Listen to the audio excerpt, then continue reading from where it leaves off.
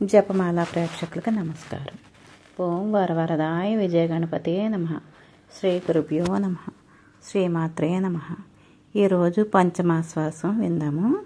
సూత మహాముని సౌనకాది మహామునులతో ఎలా ఉంటుంది. సౌనకాది మహామునులారా, నందీశ్వరుడు మార్కండేయ మహర్షితో తెలిపిన విధంగా గణాధిపతుల చరిత్ర వివరిస్తాను అని ఇలా చెప్తున్నారు. తారకాసురుని కుమారస్వామి వధించిన తర్వాత అన్ని లోకాల్లోనూ కూడా శాంతి భద్రతలతో సుఖంగా ఉన్నాయి. యజ్ఞయాగాలు సత్కర్మలు నిరాటంకంగా జరుగుతూ సకాలంలో వర్షాలు భూమిని సస్యశ్యామలం చేస్తూ కళకళలాడి కన్నుల పండుగగా భూమి మీద ఉన్న ప్రజలందరూ కూడా సుఖంగా సంతోషంగా ధనధాన్యాలతో హాయిగా ఉన్నారు. తారకుడు వంశంలోని గజాసురుడు అనేవాడు ఒకడు పుట్టాడు. బ్రహ్మ కొరకు ఘోర తపస్సు చేసి వరాలు పొందాడు. వర ప్రభావం వలన ఆ దానవ చక్రవర్తి ముల్లోకాలను జయించి శోణితపురాన్ని రాజధానిగా చేసుకొని లోకపాలన తన ప్రతినిధులకు వందరించి ధర్మ మార్గాన స్వర్గ మధ్య పాతాళ లోకాలను పాలిస్తూ ఉన్నాడు. ముల్లోకాలను గజాసురుడు ఏలుతూ ఉన్నాడు. అతివృష్టి, అనావృష్టి, ఈతి బాధలు, భూకంపాలు, ఉపద్రవాలు ఎలా ఉంటాయో కూడా ప్రజలెవరికి కూడా తెలియకుండా అందరూ కూడా సుఖంగా సంతోషంగా పాడి పంటలు పండుతూ సమృద్ధిగా ఉండి దేశం సుభిక్షంగా ఉండి దారిద్ర్యం లేకుండా సుఖంగా సంతోషంగా ఉన్నారు. సన్మార్గంలో ఉన్నారు. పొట్టకూటికే శరీరాన్ని అమ్ముకునే వయస్కత్తులు డబ్బు కోసం ఆశపడి అలాంటి పనులు చేయడం మాని సుఖంగా సంతోషంగా పాడి పశువులు కోళ్ళు పోషించుకుంటూ పొలం పనులు చేసుకుంటూ హాయిగా సుఖంగా జీవితం అలా నడుపుతూ ఉన్నారు.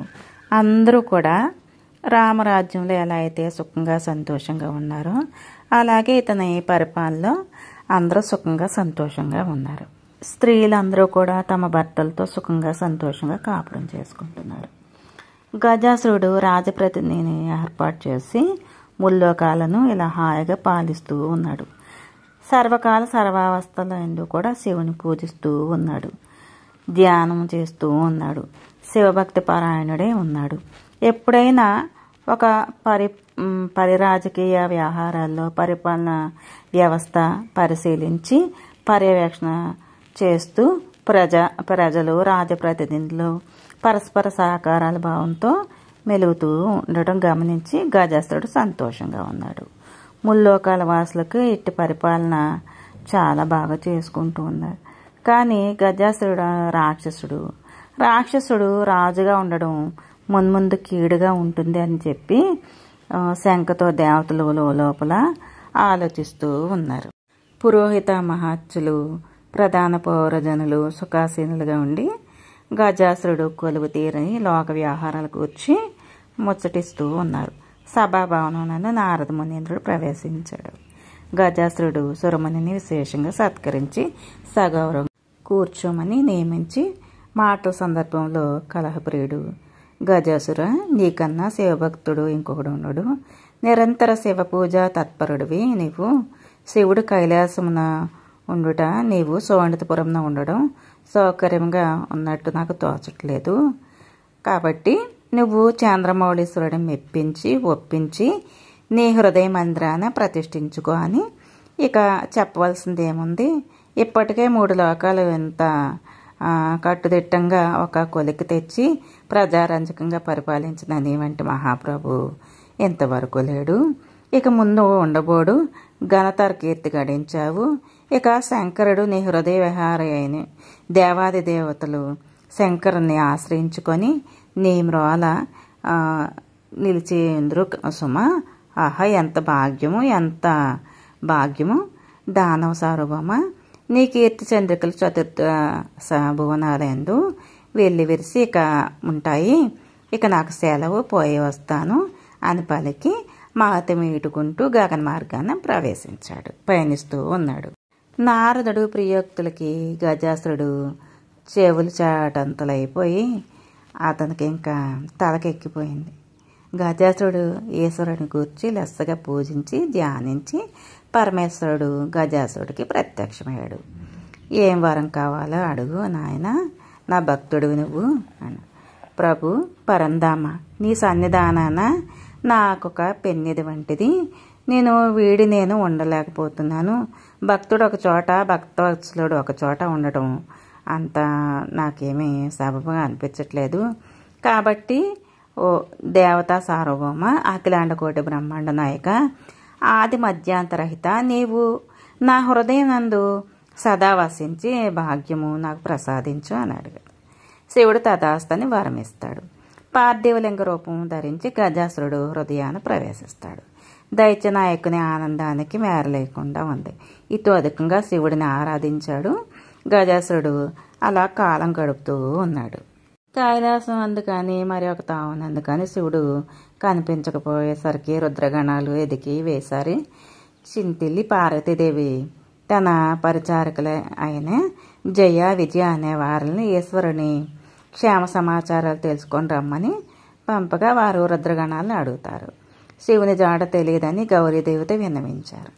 పిమ్మట పార్వతీదేవి ప్రమదగణాలను రావించి శివుడు ఎక్కడున్నాడో బాగా వెతికి చూసి రావాల్సిందని ఆజ్ఞాపించారు. కామరూపదారులై రుద్రగణాలు ముల్లోకాలందు సంచరించి చివరకు సోండితాపురం నందు శివుడు పదిలంగా ఉన్న వృత్తాంతమంతా కూడా గమనించి గిరిజాదేవికి విషయం అంతా విన్నవిస్తారు. ఇక చేసేదేమి లేక పార్వతీదేవి శ్రీమన్నారాయణకి ఆ విషయం తెలిపి కైలాసానికి రప్పించి ఇలా అంటుంది. శ్రీధర, గజాసురుడు అనే రాక్షసుడు నా నాదుని వరములచే వంచి తన హృదయనందు ఉంచుకున్నాడు. శివుడు లేక కైలాసం చిన్నపోయింది. నా కావున చతుర్విధోపాయాలను ఏవైనా సరే లేదా మాయోపాయాలైనా సరే చేసి నా ప్రాణనాథుణ్ణి నా చెంతకు చేర్చు, నా బాధను తీర్చు అని. శ్రీహరి నగరాజతనయ అని ఓరడించి 21 గణపతులను రావించి జ్యేష్ఠగు లక్ష్మీ గణపతితో, వత్స, మీ తండ్రి అయిన శివుని కైలాసంకు రప్పించుటకై నేను రుద్ర, వీరభద్ర గణాలను వెంట తీసుకొని వెడుతున్నాను. నీవు జగన్మాత అయిన పార్వతీదేవిని కైలాసంన నీ తమ్ములకు 20 గణపతులను చేదోడు వాదోడుగా ఉండండి, వారికి అధిపతివై కాపాడుతూ ఉండు అని పలికి పార్వతీదేవి కూడా సెలవు తీసుకొని వెళ్తారు. శివకంకర్ల వెంట తీసుకొని బ్రహ్మదేవుని దగ్గరికి వెళ్తారు. దేవేంద్రుడిని రప్పించుకొని వారందరూ కలిపి వెంట తీసుకొని కేశవుడు సోండితపురానికి మారువేషాలు దాల్చి చేరుకుంటారు. శతముఖుడు, శతానందుడు, లక్ష్మీకాంతుడు, రుద్రగణాలు సోండితపురానికి గంగిరెద్దులు ఆడించేవారిలాగా సంచరిస్తూ నటిస్తూ ఉన్నారు.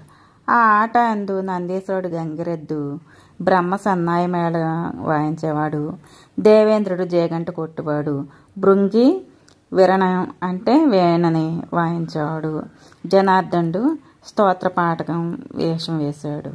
సోండితపుర వీధులందు గంగిరెద్దుకు కాళ్ళకు గజ్జలు కట్టి చిత్ర విచిత్రంగా ఆడిస్తూ మనోహరంగా విరణము వాయిస్తూ తాళగతిని తప్పకుండా జయగంట మోగిస్తూ మహానందంగా సందాయకంగా శివభక్తి గేయాలు పాడుచూ రమ్యంగా శంభుని స్తుతిస్తూ ఉన్నారు. శంభుడికి తనని పూజించే వాళ్ళని, పొగిడే వాళ్ళని ఆ మాటలు వింటే ఆయనకి ఎంతో ప్రీతి. ఆ శోణితపురాణ బాలగోపాలందరూ కూడా ఆ గంగిరెద్దుల ఆటను వింత చూస్తూ వినోదంగా అనుభవిస్తూ తనవి తీరా మరి వీధి వీధి అంతా ఆట ఆడుతూ చూసి గంగిరెద్దు ఆటగాండ్రు మిక్కి కొనియాడుతూ ఉన్నారు. కర్ణాకర్ణిగా ఈ గంగిరెద్దు ఆటగాండ్రు ప్రశంస గజాసురుడు విని రాజసభకు వారిని రమ్మనవలసిందిగా భటుని పంపిస్తారు. భటులు కడు రమణీయంగా వెళ్ళి ఆటగాండ్రును సభాభవనానికి ప్రవేశపెడతారు. సభాభవనం ప్రేక్షకులతో క్రిక్కిరిసిపోయి ఉంది. గంగిరెద్దు ఆటగాండ్రు కూటమున సింహాసన సమారూఢుడై ఉన్న గజాసురునికి నమస్కరించి ఆ ఆటకు ఉపక్రమిస్తారు. శివభక్త గేయాలు కమలాకాంతుడు పంచమ సుస్వనంతో మధుర మోహన మంజుల రాగాలయందు హాయిగా పాడుతూ సభాసదులందరూ కూడా గాన మాధుర్యంలో పరవశలే భక్తిభావం టెంపెస్లాడుతూ ఉంది. మనోహరంగా ఉంది. వీరణ వాయిద్యం, జయగంట మ్రోగడం, కాళ్ళకు గజ్జెలు, గల్లు గల్లుమని గంగిరెద్ది వివిధ భంగిమలో నాట్యం చేస్తూ ఉన్నారు. గాజాసురుడు మహేశ్వర స్తోత్ర పాఠాలకు, వాయిద్యగాండ్రకు, విశిష్ట పాఠనాలకు గంగిరెద్ది నాట్యం చేయు వైనాన్ని మిక్కిలి ఆనందం పడి గజాసురుని హృదయపీఠం మందు పార్థివ లింగ రూపంలో ఉన్న పరమేశ్వరుడు తన ఎవరో అత్యద్భుతంగా నృత్యగానంతో స్తోత్రం చేస్తున్నారని ఆనందంతో సంతోషం పట్టచాలక ఉప్పొంగి గజాసురుడిని హృదయాన్ని నిశ్చితంగా శంభు లింగరూపంన ఉబ్బుటకు జ్ఞాననేత్రంచే గమనించిన గోవిందుడు ఆనంద సాత్రేక అతిశయంగా అటుల శివస్తోత్రం గానం వనరిస్తూ వాయిద్యం చేస్తూ గంగిరెద్దులను తమ తమ నైపుణ్యాలతో చాలా బాగా ప్రదర్శిస్తూ కనుసైగ చేశారు. ఎవరి పాత్ర వాళ్ళు కడు ప్రశంసనీయంగా నిర్వహించారు.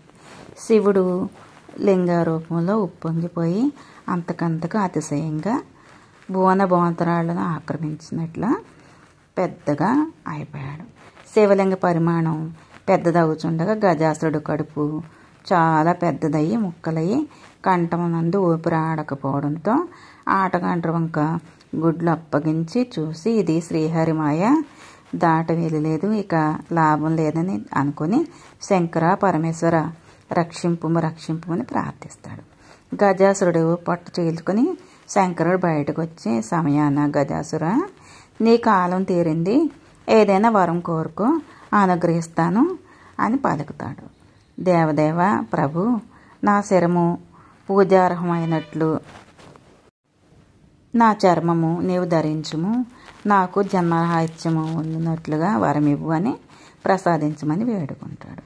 ఏలకవై నీ వెళ్ళవేళలా నా సన్నిధినే సంచరించదువు లెమ్ము, నీవు కోరిన వరము సంగీతిని అని పలికి గజాసురుడు ఉదరం నుండి శివుడు బయటకు వచ్చి త్రిశూలం దానవల్లని శిరస్సును తుంచివేస్తాడు.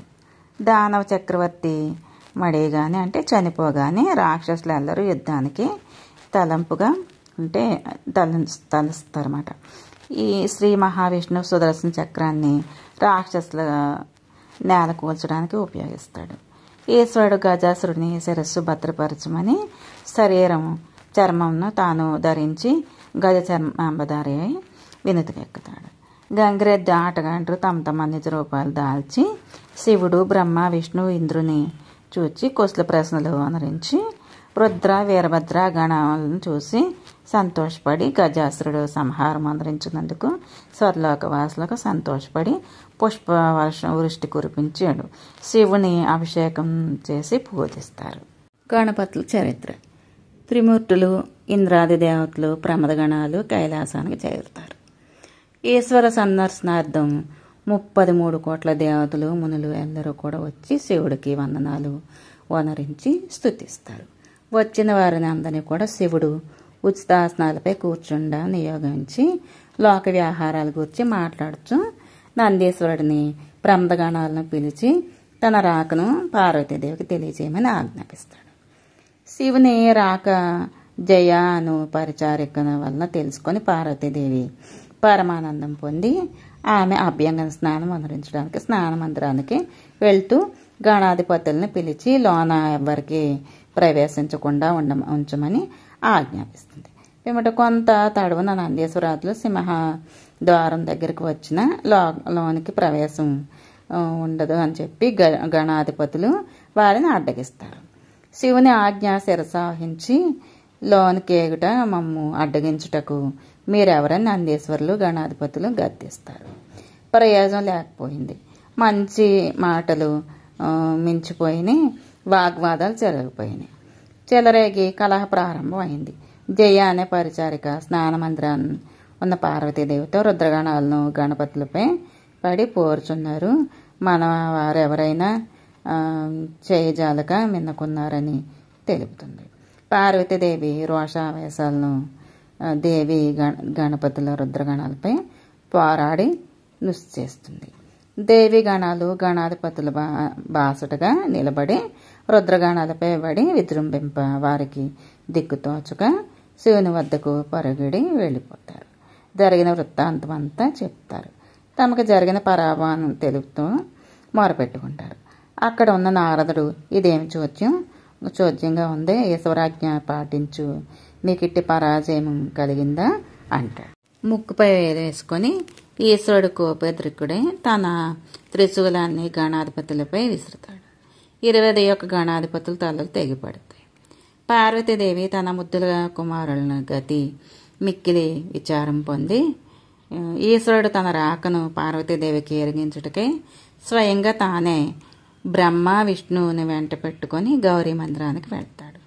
త్రిమూర్తులు పార్వతీదేవి చెంత చేరి మంగళగౌరి అభ్యంగన స్నానం ఆచరించి సర్వాలంకార భూషిత అయి ఉన్న గణపతుల గురించి దిగులు చెందుతూ త్రిమూర్తుల రాకను గమనించి నిరాదరణగా మిక్కుటంగా అలాగా మిన్నుకుని ఉంది. ఇంకా గిరికుమారి సౌందర్యానికి శంకరుడు మోహపరవశుడే ఆ లోకమాతని అనునయం చేస్తూ ఉన్నాడు. హైమవతి నాగభూషుణ్ణి లాలన వాక్యాలు విననట్లు ఊరుకుంది. జగదీశ్వరుని వంక కన్నెత్తి చూడలేదు. శ్రీకాంతుడు శంకరుని మానసికోల్లాసం గమనించి పార్వతీదేవి విచారాన్ని మాపి ఉభయుల మనసులను రంజింపచేసేలాగా తలుపున పార్వతీదేవి వంక చూశాడు.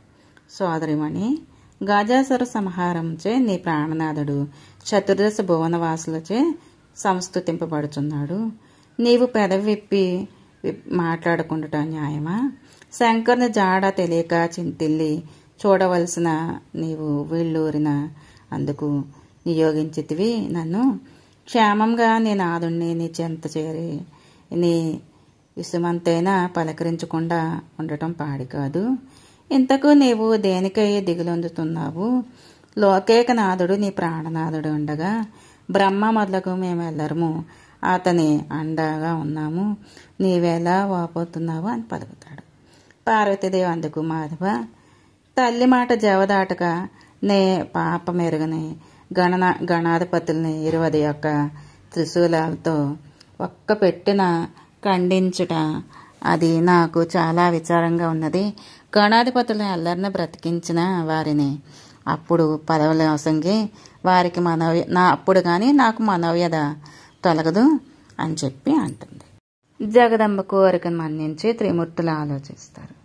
శంకరుడు బ్రహ్మ విష్ణువులతో గజాసురుడు సంహరించబడే వేళ తన శిరస్సును సర్వదా పూజనీయమైన అట్లు అందరించమని వరము వేడుకున్నాడు కదా.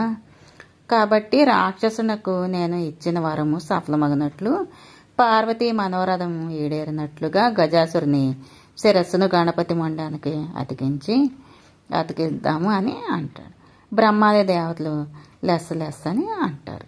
శివుడు భద్రపరిచిన గజాసురుని శిరస్సును రుద్రగణాలతో తెప్పించి సభాభవనాన గణపతి మొండానికి అతికిస్తారు. నిద్రపోయి మేలుకొన్నట్లుగా గణపతి లేచి పార్వతీ పరమేశ్వరులకు, రమాపతికి, బ్రహ్మకు పాదాభివందనం చేస్తారు. మిగిలిన 20 గణపతులకు ఏనుగు తలను తెప్పించి అతికించి 21 గణపతులు వజ్జలు నిమురుకొని తొండాలను ఇటు ఇటు కదిలిస్తూ నడుస్తూ వచ్చి తల్లి చెంత చేరి పార్వతి పరమానందం చెంది గణాధిపతులు వివాహాలు ఆధిపత్యాలు. పార్వతి పరమేశ్వర్లు, బ్రహ్మాది దేవతలు, సురమునులు, గరుడ, గంధర్వ, యక్ష, కిన్నెర, కింపురుషాదులు వెండి కొండపై వేడుకగా మీర ముచ్చట్లు ఆడుకుంటున్న సందర్భాన విశ్వదర్శి అనే ఉపబ్రహ్మ సభా మధ్యాహ్నం లేచి నిలబడి గౌరీ శంకర్లను ఉద్దేశించి, జగజ్జనని జనకులారా, నాకు పెండ్లి ఈడు వచ్చిన కన్యకలు 21 గలరు. నా బిడ్డలను మీ కుమారులకిచ్చి వివాహం చేయండి. మీతో వియ్యం పొందడానికి నాకు కోరికగా ఉంది, మిక్కుటంగా ఉంది. నాకు అభ్యంతరము లేదు. మన్నించి మీరు అంగీకరించి గణాధిపతులకి కాళ్ళు కడిగి కన్యాదానం వదరించే భాగ్యము నోచుకున్నవాడునవుతానని సవినయంగా వినవిస్తాడు. పార్వతీ పరమేశ్వర్లు విశ్వదర్శి సంప్రదించిన వివాహ విషయానికి విని బ్రహ్మ, విష్ణు, దేవేంద్రులు అభిమతమేమని అంటూ వారంకు చూస్తారు. శుభస్య శీఘ్రమని బ్రహ్మాదులు ఒక్కుమ్మడిగా ఏకగ్రీవంగా పలుకుతారు. దేవ గురువైన బృహస్పతి వివాహమునకు శుభముహూర్తం నిర్ణయిస్తాడు.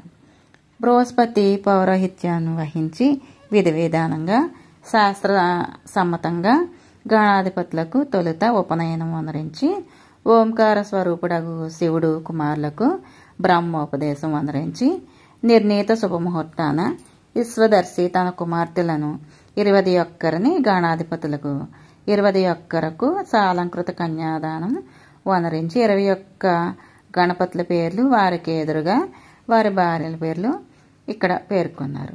ఈ లక్ష్మీ గణపతి మొదటివారు, ఆయన భార్య జయలక్ష్మి. సిద్ధి గణపతి, ఆయన భార్య సిద్ధిబుద్ధి. చింతామణి గణపతి విజయలక్ష్మి. ఏకదంత గణపతి, ఆయన భార్య సిద్ధి. వక్రతుండ గణపతి నవరత్న లక్ష్మి. లక్ష్మీ గణపతి వీరలక్ష్మి. నింబ గణపతి బుద్ధిలక్ష్మి. లంబోదర గణపతి సిద్ధ విద్య. రుణమోచన గణపతి సౌభాగ్యలక్ష్మి. శుక్ల గణపతి బుద్ధిలక్ష్మి. ధూమ్ర గణపతి సిద్ధిలక్ష్మి. కృష్ణ గణపతి సువర్ణదేవి. రక్తవర్ణ గణపతి పద్మదేవి. సువర్ణ గణపతి రజతదేవి. విఘ్న గణపతి ప్రజాదేవి. నిర్విఘ్న గణపతి అతి ప్రజ్ఞాదేవి. వికట గణపతి జ్ఞానదేవి. బాలచంద్ర గణపతి చంద్రముఖి. సర్వాంబర గణపతి సంహారదేవి. గణాధిపతి శాంతాదేవి. భద్ర గణపతి లోకమాత. గణాధిపతులు వివాహం అత్యంత వైభవంగా జరిగింది. పెండ్లి కొడుకులు తన కొడుకులను పార్వతీదేవి చూసి పరమేశ్వరునితో, నాదా, మన కుమారులకు ఆధిపత్యముల ఒసగి నాకు మరింత ఆనందం కూర్చవలసిందిగా కోరుచున్నాను అని చెప్పి అంటుంది. విశ్వనాథుడు అందుకు, కుమార, దేవసేనలపై ఆధిపత్యాన్ని నీకు ఇదివరకే వశంగాను, రుద్ర గణపతులపై ఆధిపత్యాన్ని గణపతులకు వసగదలిసి ఉన్నాను. ఇందులోకి నీవు సమ్మతింపవలసినదని కుమారుణ్ణి బుజ్జగిస్తాడు. శరవణభవుడు రుద్ర గణపతులపై గల ఆధిపత్యాన్ని తనకే కావాలని మరలా తండ్రిని అర్థిస్తాడు. పరమేశ్వరుడు అప్పుడు గణపతులకు కుమారుని స్వామికి చేరదీసుకొని గణపతులపై ఆధిపత్యానికి వహించుట మిక్కిలి బాధ్యతాయుతమైనది. మీలో సమర్థుడు ఎవరో అతనిని ఇందులకు నియమించదను. సామర్థ్యంను గుర్తెరుగుటకు ఒక పందాన్ని ఏర్పాటు చేస్తాను. అది ఏదైనా సరే మీరు భూమండలంన గల పుణ్యక్షేత్రాలన్నింటినీ సందర్శించి ఇచ్చట గల తీర్థాలందు స్నానం ఆచరించి రావాలి. భూమండలాన చుట్టి మున్ముందు నా సన్నిధికి తెంచిన ప్రజ్ఞావంతుడనే గణాధిపతిగా నేను నిర్ణయిస్తాను అని తెలిపితే కుమారస్వామి నెమలి వాహనం మీద గణాధిపతి ఎలుక వాహనాన సంగి పందానికి సాగుతారు. మయూర వాహనారూఢుడైన షణ్ముఖుడు భూప్రదక్షిణ వనరిస్తూ గగన మార్గాన బయలుదేరారు. లక్ష్మీ గణపతి చేయింది లేక పార్వతీదేవి దగ్గరికి వెళ్ళి, జనని, తొండమును ఆడించుతూ బొజ్జ కదిలించుతూ అడుగు తీసి అడుగు వేయకుండా నడవలేని నేను నడక సాగించలేను. నాకు కష్టంగా ఉన్న పని.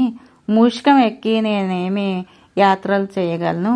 ఒకవేళ బయలుదేరిన తిరిగి వచ్చటకు ఇంకెన్నడో కదా అని విచారిస్తూ ఉన్నాడు. పార్వతీదేవి గణపతిని చూసి, నాయన, ఇచ్చట శ్రీమన్నారాయణుడున్నాడు, నీకు మేనమామ. కుంటివానిచే పర్వతములపై కుప్పిగంతులు వేయించగల సమర్థుడు. నీవు ఆయన ఆశ్రయించు అని ఉపదేశిస్తుంది. గణపతి శ్రీహరితో, దేవ, అధికారం ఉన్నవాడు పూజ్యుడు. సన్మానములు అందుకొనుటకు గౌరవములు పడేవాడు. అధికారమే మూలము. మా తండ్రి ఏర్పాటు చేసిన పందెం నందు నేను గెలుపొందే సూచనలు కానరాకున్నవి. కానీ గణాధిపత్యంపై గల మక్కువ నాకు ఉన్నది. నాకు గణాధిపత్యం దక్కించినట్ల చేయగలవాడు నీవే గాని వేరొకరు లేరు అని నమస్కరించి అర్థిస్తాడు. శ్రీమన్నారాయణుడు, వినాయక, విచారించకు, నీకొక పరమరహస్యం వివరిస్తాను, వినుము. నీవు నిశ్చింతగా సుఖముగా కూర్చొనుము. కట్టు గదలవలసిన పని లేదు. గణాధిపత్యం నీకే ఆగునట్లు చేస్తాను. అది ఎట్లనగా, శివపంచాక్షరి మంత్రాన్ని అక్షరమునకు 1,00,000గా 5,00,000 జపించు. పార్వతీ పరమేశ్వర్లకు అర్పించు. ముమ్మారు ప్రదక్షిణ మొదరించి తత్ఫలితంగా సమస్త తీర్థయాత్ర దాన ఫలము, సర్వార్థ సిద్ధి, సర్వార్థ ఆధిపత్యము లభించునని ఆదేశించి శివపంచాక్షరి మహామంత్రాన్ని ఉపదేశిస్తారు. శివపంచాక్షరి మహామంత్రాన్ని తారకాసుర వధ సమయంలో కూడా దేవేంద్రుడు దేవతలందరూ కూడా పూజించారు. శివపంచాక్షరి మంత్రాన్ని జపించారు. తారకాసురుడు కూడా జపించి వరాన్ని పొందాడు. అలాగే వినాయకుడికి శ్రీ మహావిష్ణువు కూడా ఇది ఉపదేశించారు. అంటే అక్షర లక్షలు, అంటే ఒక్కొక్క అక్షరం 1,00,000 చొప్పున ఈ శివపంచాక్షరి మహామంత్రాన్ని జపించడం వలన, జపించి శ్రీ పార్వతీ పరమేశ్వర్లకు ప్రదక్షిణ చేయగానే తనకి ప్రతి ప్రదక్షిణకి కూడా కుమారస్వామికి గణాధిపతి కనిపించడం జరిగింది. కాబట్టి శివపంచాక్షరి మహామంత్రాన్ని జపించడం వలన కోరిన కోరికలు నెరవేరుతాయి అని చెప్పి మనకి విశదమవుతుంది.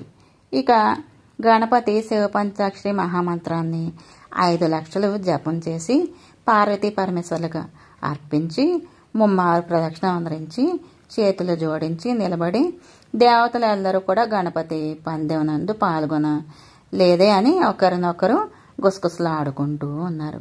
భూప్రదక్షిణ చేసి వచ్చిన కుమారస్వామి ఉమామహేశ్వర్ల సన్నిధికి వచ్చి జనని జనకులారా, సర్వగణాధిపత్యాలను లక్ష్మీ గణపతియే సమర్థుడు, నేను విరమించుకున్నాను అని తెలియజేస్తాడు. భూప్రదక్షిణ మొదరించి ముందు తొలుత గణాధిపత్యం తనకే కావాలని పట్టుబట్టి ఉన్నావు, ఇప్పుడు విరమించుకున్నాను అని ఎందుకు అంటున్నావని బ్రహ్మాదులు షడానని అడుగుతారు.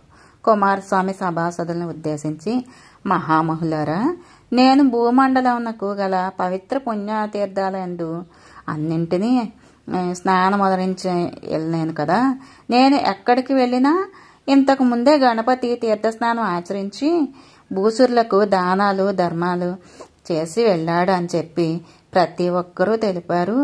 నేనే వేవేగా ఇంకొక తీర్థం కేగగా అక్కడ కూడా ఇలాగే అచ్చటి తీర్థవాసులు కూడా ఇలాగ ఆచరించి విప్రులు విరివిగా దాన ధర్మాలు అనుసరించి స్వామి దర్శనం గావించుకొని వెడలనని ప్రశంసా వాక్యాలు విన్నాను.